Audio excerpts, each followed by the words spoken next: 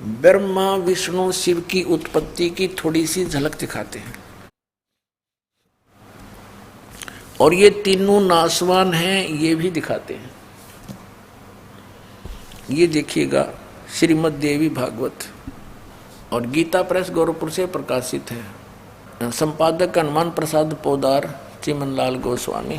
प्रकाशक के मुद्रक हैं गीता प्रेस गोरखपुर, गोविंद भवन कार्यालय कोलकाता का संस्थान। ये इनके फोन और फैक्स नंबर है।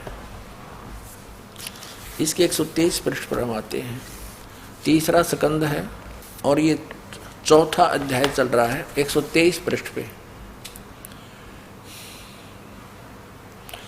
भगवान विष्णु जी अपनी माता दुर्गा की स्तुति कर रहे हैं। तुम शुद्ध स्वरूपा हो, यह सारा संसार तुम इसे उद्भासित हो रहा है। मैं ब्रह्मा और शंकर हम सभी तुम्हारी कृपा से विद्यमान हैं। हमारा आविर्भाव और तिरोभाव हुआ करता है। केवल तुम ही नित्य हो, जगत जननी हो, प्रकृति और सनातनी देवी हो। स्पष्ट हो गया। विष्णु जी कह रहे हैं मैं ब्रह्मा और शंकर, हमारा तो आविर्भाव माने जन्म और तिरोभाव माने मृत्यु हुआ करता है। केवल तुम ही नित्य हो, जगत जननी हो। ये भी प्रकृति भी दुर्गा को कहते हैं, ये भी ध्यान रखना, आपको गीता जी में काम आओगे। और सनातनी देवी हो। भगवान शंकर बोले देवी यदि महाभाग विष्णु तुम्ही से प्रकट हुए हैं तो उनके बाद उत्पन्न होने वाले ब्रह्मा भी तुम्हारे बालक हुए। फिर मैं तमोगुणी लीला करने वाला शंकर क्या तुम्हारी संतान नहीं हुआ? अर्थात मुझे भी उत्पन्न करने वाली तुम ही हो शिवे। संपूर्ण संसार की सृष्टि करने में तुम बड़ी चतुर हो। अपने आत्माओं ये तो एक सदग्रंथ तो वन है। वन हमने जितनी जड़ी की जरूरत है वो निकाल लेंगे, औषधि बना लेंगे। बाकी वन का हम क्या करेंगे ये देखना, वो औषधि निकाल रखिए। इस संसार की सृष्टि स्थिति और संहार में तुम्हारे गुण सदा समर्थ है। इन्हीं तीनों गुणों से उत्पन्न हम रजगुण ब्रह्मा, सतगुण विष्णु, तम गुण शिव जी, ब्रह्मा विष्णु शंकर नियमानुसार कार्य में तत्पर रहते हैं। अपने आत्मा इस पवित्र देवी पुराण के इस थोड़े से विवरण में कितने कंसेप्ट क्लियर कर दिए? 5। नंबर 1 तो ये हो गया कि ब्रह्मा विष्णु महेश नाशवान है। दूसरा ये हो गया कि इनकी जन्म मृत्यु होती है।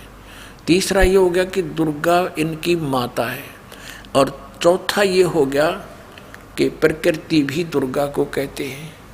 और 5वां ये हो गया कि रजगुण ब्रह्मा, सतगुण विष्णु, तमगुण शिव जी।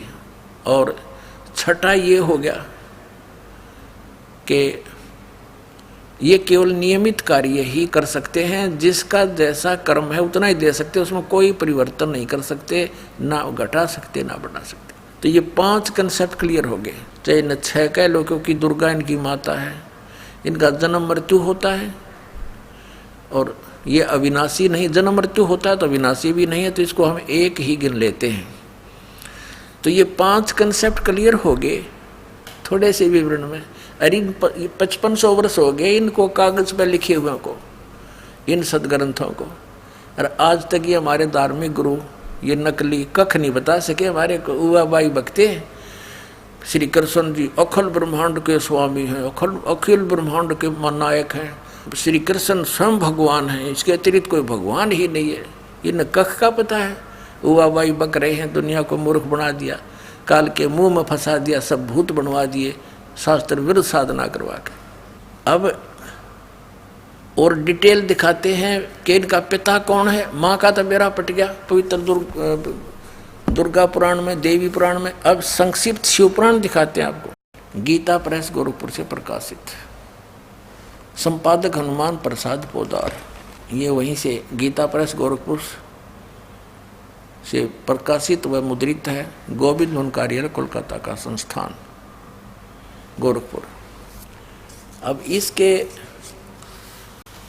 आपको 98वें पृष्ठ से शुरू कराते हैं। ये 98वां पृष्ठ संक्षिप्त शिव पुराण, इसके लास्ट से लेंगे थोड़ा सा, इससे आगे लिंक बन जाता है, इसका क्रम बन जाता है। अपने पुत्र नारद की यह बात सुनकर लोक पितामह ब्रह्मा वहाँ इस प्रकार बोले। 5वां अध्याय समाप्त हुआ। रुद्र संहिता, ये रुद्र संहिता है। ब्रह्मा जी ने कहा, ब्रह्मन देव शिरोमणे, तुम सदा समस्त जगत के उपकार में लगे रहते हो। तुमने लोगों के हित की कामना से यह उत्तम बात पूछी है।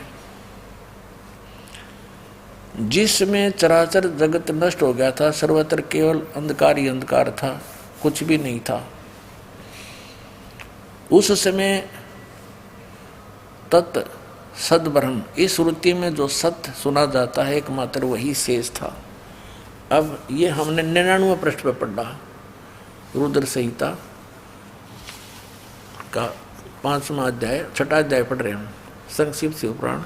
अब 100 पर पढ़ेंगे। ब्रह्मा जी क्या कह रहे हैं, जिस परब्रह्म के विषय में ज्ञान और अज्ञान से पूर्ण उक्तियों द्वारा इस प्रकार विकल्प किए जाते हैं। ब्रह्मा जी का है, कुछ ज्ञान कुछ अज्ञान से विकल्प किए जाते हैं। उसने कुछ काल के बाद द्वितीय की इच्छा प्रकट की, उसके भीतर एक से अनेक होने का संकल्प उदित हुआ। उस निराकार परमात्मा ने अपनी लीला शक्ति से अपने लिए मूर्ति की कल्पना की। जो मूर्ति रहित परम ब्रह्म है, उसकी मूर्ति ये सदाशिव है, भगवान सदाशिव है। अर्वाचीन और प्राचीन विद्वान उन्हीं को ईश्वर कहते हैं। उस समय एकाकी रहकर स्वेच्छानुसार विहार करने वाले उन सदाशिव ने अपने विग्रह से स्वयं ही एक स्वरूप भूता शक्ति की सृष्टि की। अब यूँ कहता ना, कुछ ज्ञान और कुछ अज्ञान सुनाऊंगा, ऐसे सुना जाता। पूर्ण परमात्मा कबीर साहब कहते हैं, हम ब्रह्मा को मिले आकर के, ब्रह्मा को समझाया, ज्ञान इसने ध्यान से सुना, इसने मेरे को गुरु भी धारण किया। फिर दूसरी बार जब ये गए परमात्मा इनको आगे मंत्र देने के लिए, पीछे से काल ने इनकी बुद्धि फेर दी और कहा, ये सब झूठ बोलता है, ये सब झूठा है, इसकी बातों में मत आना। दूसरी बार परमात्मा गए, ब्रह्मा जी ने महत्व नहीं दिया उनको, अनदेखा किया उनकी बातों को और कहा कि नहीं, हमें जो ज्ञान है वो सही है, आप यथार्थ ज्ञान से परिचित नहीं है। लेकिन फिर भी परमात्मा से सुने उस ज्ञान को कुछ आधार बनाया इसने, निराकार आकार में होया, सदाशिव बन गया। उसने अपने ही अंग से एक स्त्री की उत्पत्ति की, दुर्गा की, जो उसके श्रीअंग से कभी अलग होने वाली नहीं थी। और वास्तविकता ये आपने सृष्टि रचना में दास ने बहुत बार सुनाई है, आने वाले समय में सुनाएंगे कि इस काल ने दुर्गा को खा लिया था, बुरी नज़र की थी इसने, दुर्गा ने सूक्ष्म रूप बनाया था, इसके पेट में चली गई थी और परमेश्वर ने ही इसके शरीर से बाहर निकाल ली थी। ये प्रकृति दुर्गा यहाँ अज्ञानपूर्ण बातें कर रहा है ब्रह्मा जी, क्योंकि इनको ज्ञान नहीं था कंप्लीट। परमात्मा से सुने हुए ज्ञान को भी अड़ंगा करके पेश कर दिया। अब देखो, उस समय एकाकी रहकर भगवान सदाशिव है, अर्वाचीन और प्राचीन विद्वान उन्हीं को ईश्वर कहते हैं। उस समय एकाकी रहकर स्वेच्छानुसार विहार करने वाले सदाशिव ने, इस काल ने, इस सदाशिव रूप में प्रकट हो गया काल, अपने विग्रह से स्वयं ही एक स्वरूप भूता शक्ति की सृष्टि की, जो उनके अपने श्रीअंग से कभी अलग होने वाली नहीं थी। ये इसने अड़ंगा डाल रखे यहाँ पर। उस पराशक्ति को प्रधान प्रकृति गुणवती माया, उसको प्रधान भी कहते हैं, प्रकृति भी कहते हैं। बुद्धि तत्व की जननी विकार रहित बताया है, वह शक्ति अंबिका भी कही गई है। उसी को प्रकृति जोर देकर कहा प्रकृति, और सर्वेश्वरी त्रिदेव जननी, ब्रह्मा विष्णु महेश की माता, जन्म देने वाली, नित्य और मूल कारण भी कहते हैं। सदाशिव द्वारा प्रकट की गई उस शक्ति के 8 भुजाएं हैं, नाना प्रकार के आभूषण उसके श्री अंगों की शोभा बढ़ाते हैं। वह देवी नाना प्रकार की गतियों से संपन्न है और अनेक प्रकार के अस्त्र शस्त्र धारण करती है। हो गया ना, उसके 8 भुजाएं हैं, सीधा दुर्गा है ये। एकाएकिनी होकर भी वह माया संयोग वसात अनेक हो जाती है। वे जो सदाशिव हैं उन्हें परम पुरुष ईश्वर शिव शंभु और महेश्वर कहते हैं। अब हम रुद्र संहिता पढ़ रहे हैं और 6वां अध्याय 101 पृष्ठ पर आ गए हैं। वे अपने सारे अंगों पर भस्म रमाए रहते हैं। उन काल रूपी ब्रह्म ने एक ही समय शक्ति के साथ, ये नाथ गलत प्रिंट है, शक्ति यानी दुर्गा के साथ शिवलोक नामक अक्षेत्र का निर्माण किया था। उस उत्तम अक्षेत्र को काशी कहते हैं। वह परम निर्वाण या मोक्ष स्थान है जो सबसे ऊपर विराजमान है। वे प्रिया और प्रियतम रूप शक्ति और शिव, वो पति पत्नी रूप में दुर्गा और ये काल रूपी शिव, या आ गया ना। उस काल रूपी ब्रह्म ने, काल रूपी ब्रह्म कहो चाहे सदा शिव कहो, वे प्रिया और प्रियतम शक्ति और शिव जो परमानंद स्वरूप हैं, उस मनोरम अक्षेत्र में काशी में नित्य निवास करते हैं। मुने शिव और शिवा ने प्रलय काल में भी, यानी दुर्गा और इस काल रूपी ब्रह्म ने, काल ने उस अक्षेत्र को अपने सानिध्य से मुक्त नहीं किया, कभी भी मुक्त नहीं किया, वहीं रहते हैं। देवर से एक समय उस आनंद वन में रमण करते हुए शिवा और शिव के मन में यह इच्छा हुई कि किसी दूसरे पुरुष की सृष्टि करनी चाहिए, जिस पर यह सृष्टि संचालन का महान भार रखकर हम दोनों केवल काशी में रहकर सब इच्छा अनुसार विचरें और निर्वाण धारण करें। ऐसा निश्चय करके शक्ति सहित सर्वव्यापी परमेश्वर शिव ने अपने वाम भाग के 10वें अंग पर अमृत मल दिया। फिर तो वहां से एक पुरुष प्रकट हुआ। इन्होंने, काल ने और दुर्गा ने अपना स्त्री पुरुष कर्म किया, ग्रस्त कर्म किया, उससे एक पुरुष प्रकट हुआ। उसका नाम कह दिया, एक पुत्र उत्पन्न हुआ। 102 पृष्ठ पर देखो, 102 पृष्ठ पे ये संक्षिप्त शिव पुराण हम पढ़ रहे हैं। शिव ने कहा, जो बच्चा उत्पन्न हुआ उसको, उसके बारे में कहा, वत्स व्यापक होने के कारण तुम्हारा विष्णु नाम विख्यात हुआ। इति सिद्धम के दुर्गा और काल के संयोग से, पति पत्नी व्यवहार से विष्णु की उत्पत्ति हुई।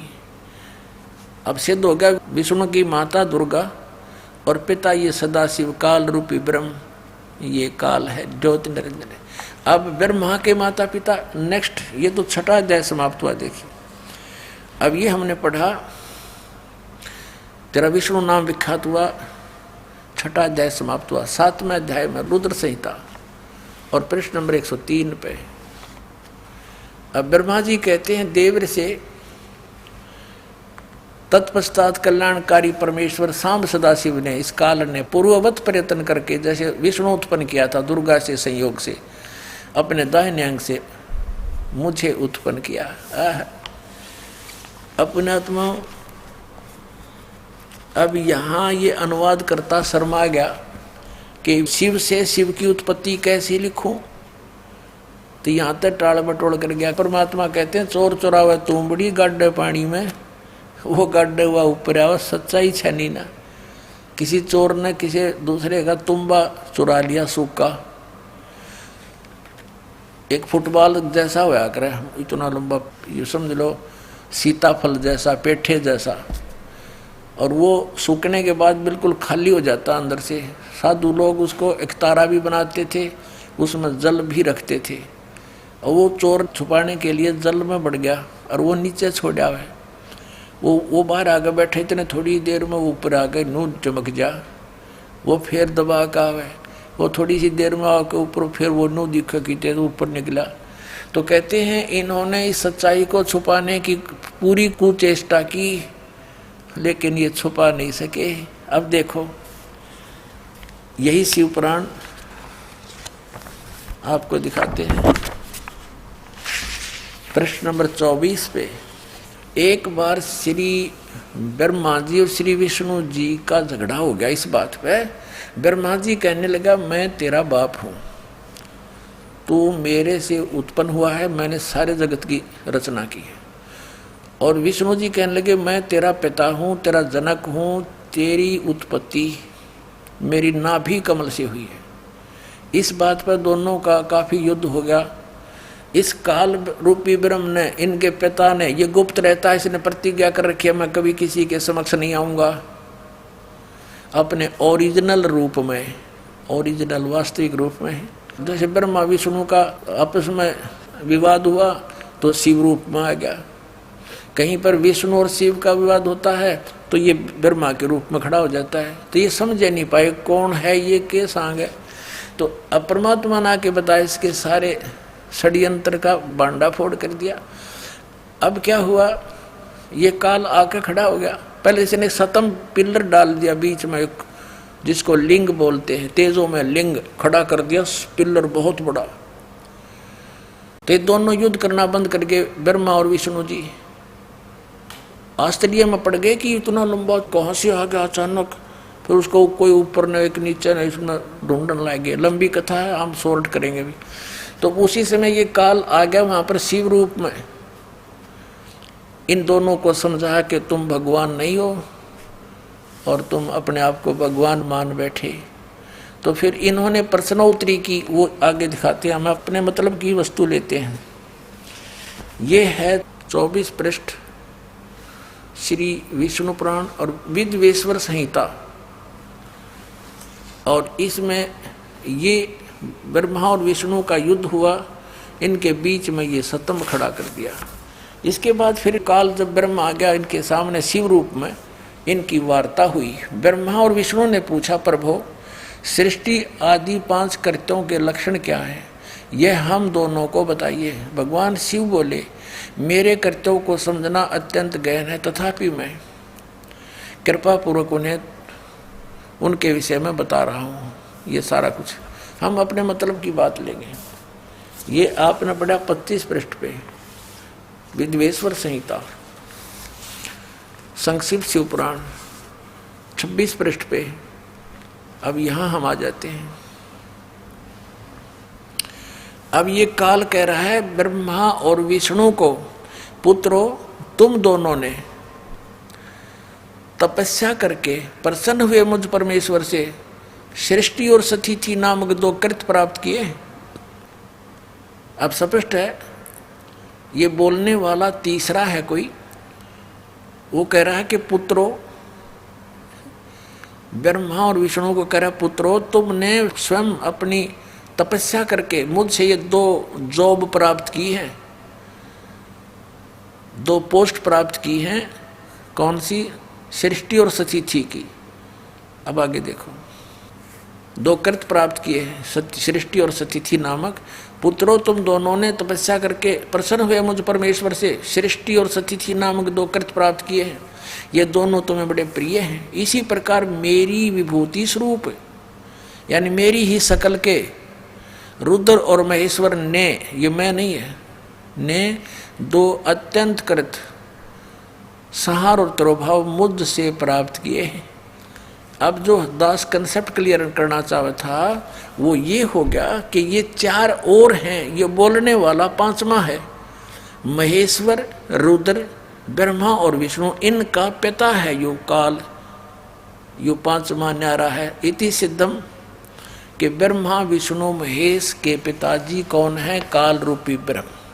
अपने आत्माओं 600 वर्ष पहले भगवान कबीर साहब ने कहा था, अब मैं तुमसे कहूँ चिताई, त्रिदेवन की उत्पत्ति बाई। माँ अष्टंगी पिता निरंजन, ये जमदारुण वंशन अंजन।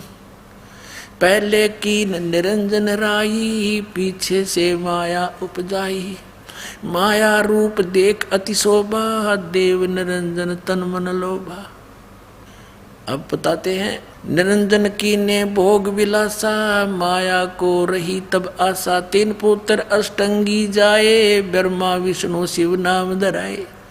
कति सिंपल लैंग्वेज में मालिक ने ये सूक्ष्म वेद में बता रखा है कि इस काल रूपी ब्रह्म सरपुरुष की और दुर्गा के संयोग से दुर्गा को आशा रही, प्रेग्नेंट हुई, फिर उन 3 पुत्रा की उत्पत्ति की। कति क्लियर कर दिया। और फिर मालिक ने एक शब्द और बोला, गुण तीनों की भक्ति में ये भूल पड़ो संसारे। कहे कबीर निज नाम बिना कैसे उतरो पारे। 3 देव की जो करते भक्ति, उनकी कदे ना हो मुक्ति। कंसेप्ट क्लियर हो गया। तो नासवान है और इनकी भक्ति करने से वो पूर्ण मोक्ष कैसे प्राप्त होगा? जहाँ जाने के बाद फिर लौट कर कभी संसार में नहीं आते, ये आप जन्मते मरते हैं। तो इसके लिए इन्हीं पवित्र सदग्रंथों से प्रमाणित करेंगे आपके लिए। पहले तो ये प्रमाणित करते हैं ये 3 गुण क्या हैं, रजगुण ब्रह्मा, सतगुण विष्णु, तमगुण शिव जी। वैसे तो बहुत बार आ चुका है, फिर भी पुण्यात्माओं ये अज्ञान भी हमारे अंदर हजारों वर्षों से फीड किया गया, झूठा लगातार लगातार फीड कर दिया, हम यहाँ तक भर दिए इस अज्ञान से। अब ज्ञान सुनते हैं तो हमें अंदर जगह नहीं, लेकिन ये ऐसा ज्ञान है कि अपनी जगह बनाएगा और उसको बाहर फेंक देगा उठा करके। अब देखना मार्कंडेय पुराण में स्पष्ट किया है, ये अपने पवित्र पुराण सदग्रंथ हैं जिनको हम शिरोधार्य मानते रहे और पढ़ते रहे और खरीदते रहे। ये गीता प्रेस गोरखपुर से प्रकाशित है, प्रकाशक एवं मुद्रक हैं गीता प्रेस गोरखपुर, गोविंद भवन कार्यालय कोलकाता का संस्थान। अब इसके 123 पृष्ठ पर ले चलते हैं आपको, 123 पृष्ठ पे। अब यहां से शुरू करेंगे 122 से हम संक्षिप्त मार्कंडेय पुराण। यहां देखिएगा, मार्कंडेय जी बोले, ये मार्कंडेय जी का ही आगे ज्ञान है। यहां आ जाते हैं इसके सामने हम। रजगुण प्रधान ब्रह्मा, तमोगुण प्रधान रुद्र और सतोगुण प्रधान विश्वपालक विष्णु है। ये ही 3 देवता है और ये ही 3 गुण है। वैसे तो पुण्यात्माओं कहते हैं बुद्धिमान को संकेत गणाओ है, बहुत होता है, फिर भी क्योंकि हम बहुत दिनों से रंगे पड़े हैं, कई मन में थोड़ा सा भी कंसेप्ट क्लियर ना हुआ तो ये काल फिर स्थान बना जाएगा आपके अंतःकरण में। लेकिन दास ऐसी जगह छोड़ने को ना कि ये फिर समा जाए आपके अंदर। ये देखिएगा श्रीमद् देवी भागवत, ये प्रथम भाग, ये कहाँ से प्रकाशित है? अथ देवी भागवतम सभाष्टीकम सहमात्यम, खेमरा श्री कृष्ण दास प्रकाशन, बम्बई 4 है। अब हम इसके यहाँ आते हैं। ये है अथ श्री मद देवी भागवते भाषा टीका युक्ते तृतीय स्कंद है सब प्रारंभते, ये 3रा स्कंद प्रारंभ। इसके हम 11 पृष्ठ पर ले चलते हैं आपको। ये 11 पृष्ठ है और ये 3रा स्कंद है भाषा टीका तृतीय स्कंद अध्याय 5। ये अध्याय 5 का ये 7वां श्लोक यहाँ समाप्त हुआ और 8वां प्रारंभ होता है। भगवान शंकर कहते हैं, हे माता, यदि हमारे ऊपर सदा आप दया युक्त हो तो हमको तमोगुण में किस प्रकार प्रदान किया है, और ब्रह्मा रजोगुण और हरि सतगुण युक्त किए हैं। अब संस्कृत भी पढ़ेंगे हम। 7वां ये समाप्त हुआ, 8वां प्रारंभ होता है। भगवान शंकर कहते हैं, यदि दया धर्मना न सदाम्बिके, यदि दया धर्मना, यदि आप दया युक्त हो, कथम अहम विहित है, किस प्रकार मैं बना दिया अंबिके यानी दुर्गा, हे माता, विहित तमोगुण, मुझे तमोगुण क्यों बना दिया, कमल जय, कमल से उत्पन्न होने वाले ब्रह्मा को रजोगुण संभव, रजोगुण क्यों बना दिया, सोहित क्यों सतोगुण हरि, और विष्णु को क्यों सतोगुण बना दिया, इति सिद्धम रजगुण ब्रह्मा सतगुण विष्णु तमगुण शिव जी। अब ये दास आपको पवित्र श्रीमद् भगवद गीता के अंदर दिखाएगा। गुण तीनों की भक्ति में ये भूल पड़ो संसार, कह कबीर निज नाम बिना कैसे उतरो पार, 3 देव की जो करते भक्ति उनकी कदे ना होवे मुक्ति। तभी तो हमारे सारे पूर्वज भूत बनवा दिए नज्ञानिया ने, और फिर हमारे से श्राद्ध कटवाओ, तुम्हारे पिताजी स्वर्ग में भूखे हैं। अरे नकलियो, स्वर्ग में जब कुछ है ही नहीं, वो स्वर्ग कहाँ हो गया जिसमें भूखे मरे हमारे पूर्वज? बोला स्वर्ग भेज दिए, गति कर दी उनकी, सारे क्रियाक्रम करे पाछे, और फिर न कहो भूखे हैं उनको ये दान करो। किसा मूर्ख बना रखा था इन्हें। अब ये देखिएगा श्रीमद् भगवत गीता अध्याय नंबर 7 का जयदयाल गोविंद का इसके अनुवादक हैं, गीता प्रेस गोरखपुर से ये छपी है। ये देखिएगा अध्याय नंबर 7 के 1, 2, 3 में गीता ज्ञानदाता कहता है कि अर्जुन अब ऐसा ज्ञान बताने जा रहा हूं जिसको जानने के बाद कुछ भी जानना शेष नहीं रहेगा। देखना अथ सप्तमोध्याय 7वां अध्याय प्रारंभ। श्री भगवान उवाच, इसमें कितना भी श्री कृष्ण उवाच नहीं है, भगवान उवाच। ये आप देख रहे हो सामने। अरे कृष्ण जी ने बोली, हे पार्थ, अनन्य प्रेम से मुझ में आसक्त चित्त मेरे प्राण होकर तथा अनन्य भाव से मेरे प्राण होकर योग में लगा हुआ जिस प्रकार से संपूर्ण विभूति बल ऐश्वर्य आदि गुणों से संपन्न सबके आत्म रूप मुझको संशय रहित जानेगा, उसको सुन कहते तुम मुझे अच्छी तरह समझ जाएगा, वो ज्ञान बताता हूँ। साथ में देगा दूसरा श्लोक,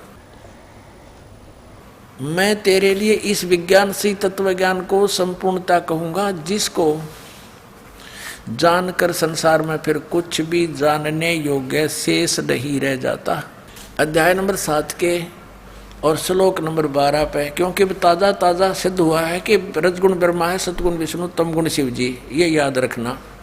अब ये गीता ज्ञान दाता ब्रह्म है, काल है, और ये कह रहा है कि और भी जो सतगुण से उत्पन्न होने वाले भाव हैं, सतोगुण यानी विष्णु से सतिथि, और जो रजगुण से तथा तमगुण से, रजगुण ब्रह्मा जी से उत्पत्ति, तमोगुण से संहार शंकर जी से, तमगुण शंकर से संहार होने वाले भाव हैं, उन सबको मुझसे ही होने वाले हैं ऐसा जान, परंतु वास्तव में उनमें मैं और वे मुझ में नहीं है।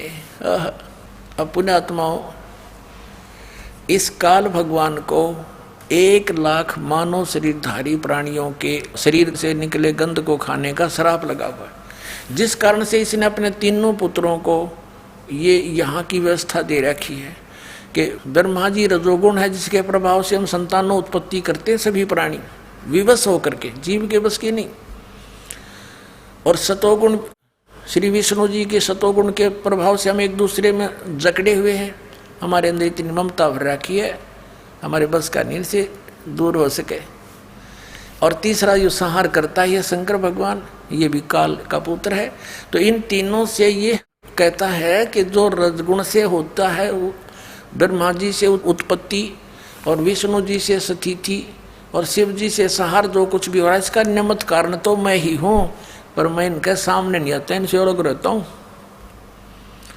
अब आगे चलते हैं, देखिएगा अध्याय नंबर 7 और श्लोक नंबर आपने 12 पढ़ लिया।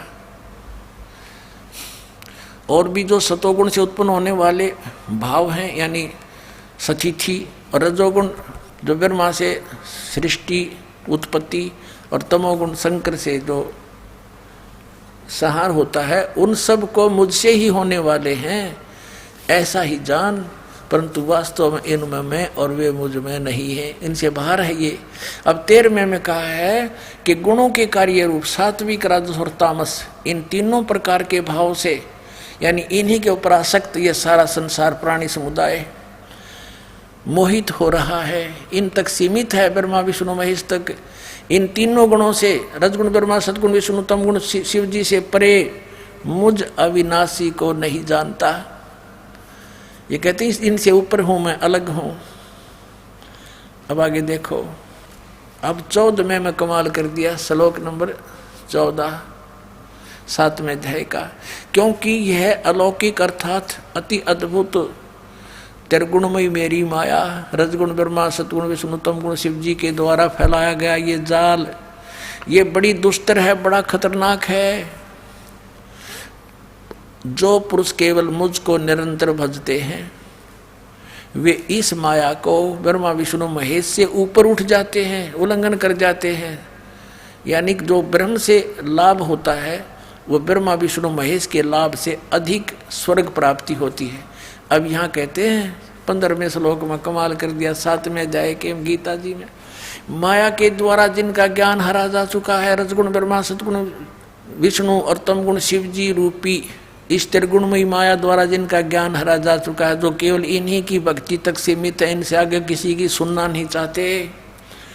आसुर स्वभाव, राक्षस स्वभाव को धारण किए मनुष्यों में नीच और दूषित कर्म करने वाले मूढ़ लोग, मूर्ख, माम न प्रपदन्ते, मुझको नहीं भजते, यानी जो ब्रह्मा विष्णु महेश तक की भक्ति में लगे रहते हैं, उनके बारे में क्या बताया है कि असुर स्वभाव को धारण किए हुए मनुष्यों में नीच और तेरा के जो और दूषित कर्म करने वाले मूर्ख लोग, पुण्यात्माओं, परमात्मा ने 600 वर्ष पहले कहा था, तीन देव की जो करते भक्ति उनकी कदे ना होवे मुक्ति। और गीता जी ने तो इनको क्या संज्ञा दे दी आपके समक्ष है।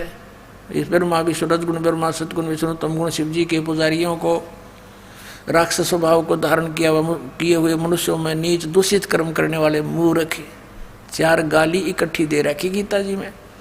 दास नहीं कह रहा, अपने सदग्रंथ कह रहे हैं जिनको हम श्रोधार्य मानते हैं। इससे क्या सिद्ध हुआ? श्रीमद् भगवत गीता में ये स्पष्ट हो गया, इन तीनों गुण की भक्ति में ये भूल पड़ो संसारी, कहे कबीर निज नाम बिना कैसे उतरो पारे। हरे राम हरे कृष्ण राधे राधे श्याम मिला दे, एवं नमः ओम श्री सतगुरुदेव एवं नमः, ये इस तरह के मनमुखी साधनाएं हैं, शास्त्र विधि के विरुद्ध है ये मंत्र। अब इसमें स्पष्ट हो गया है, परमात्मा ने कहा था तीन देव की जो करते भक्ति उनकी कदे ना हुआ मुक्ति। अरे पवित्र श्रीमद् भगवत गीता ने स्पष्ट कर दिया कि इन तीनों देवताओं की भक्ति करते हैं, वो है तो शास्त्र विरुद्ध है। और राक्षस स्वभाव को धारण किए मनुष्यों में नीच दूषित कर्म करने वाले मूर्ख, ये ब्रह्म कहता है मेरी भक्ति भी ना करते। अब इनको ऐसा क्यों कहा? जैसे एक बार श्री ब्रह्मा रजगुण की